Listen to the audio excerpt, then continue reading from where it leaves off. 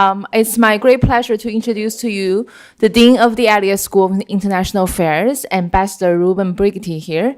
Reuben just finished his long meetings with the advisory board today, and we're very happy that he can join us in the middle of our program while we are having great conversations. Thank you.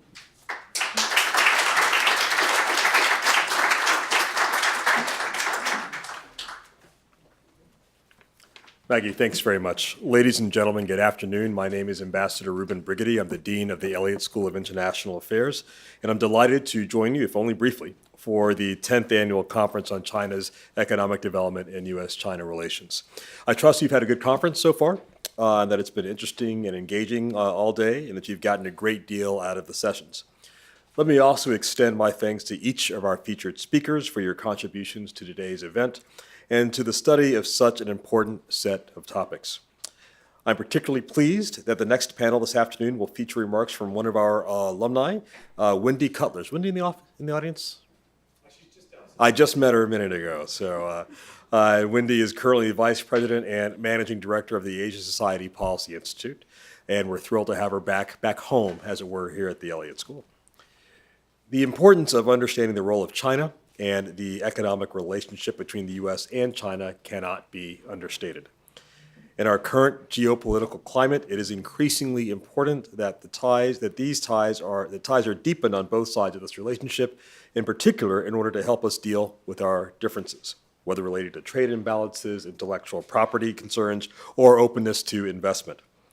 These differences exist, and they should not be overlooked, but I am confident that with the further scholarship and active effort, including by those who are actually here in this room and others with whom we engage at the Elliott School, that the U.S.-China relationship can continue to develop and benefit the global economy. Similarly, improving our understanding of what is taking place in China's economic area is also vital to the future of our global economy. Knowledge and understanding of the changes taking place is necessary to anticipate the new social, political, business, and economic reality which the world faces in engaging China.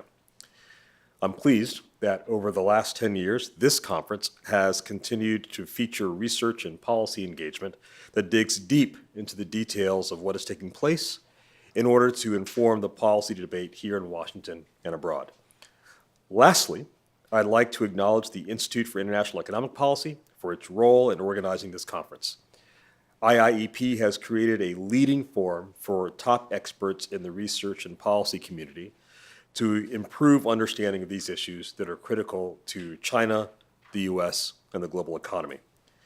I'd also like to thank our co-sponsors, alumni, and donors who have made today's and indeed the last 10 years' activities possible. The study of China will continue to be a top priority of activity here at the Elliott School and at the Institute for International Economic Policy. So I invite you to continue to engage with us as we move forward into our second decade of this important conference. I would be thrilled to be able to spend the rest of the afternoon with you, but unfortunately I have to go pick up my son from school, so I apologize for that. But I wish you much success in the rest of the conference. So now it's my pleasure to invite to the podium Steve Saranovich, Director of the Global Bachelor's Program here at GW and a Professor of Economics and International Relations, who will moderate the next panel on an outlook of U.S.-China trade relations. Thanks very much.